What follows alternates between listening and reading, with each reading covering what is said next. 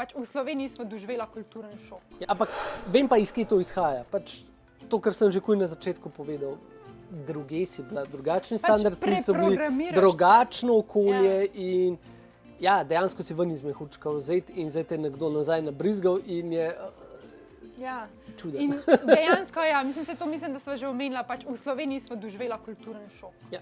Sva ga, to je pa dejstvo. In sva tudi vedela, da ga bova, no. V bistvu, glih to sem hotel komentirati. Zanimivo je, da sva midva že naprej slutila, da bo tako, ampak jaz mislim, da naju je, oziroma mislim, da je fair, če rečem predvsem tebe, je to ful bolj presenetilo, pa čeprav sem to pričakovala. Ja, sam je pa zanimivo, da so me presenetile druge stvari, ki jih pa nekako nisem pričakovala.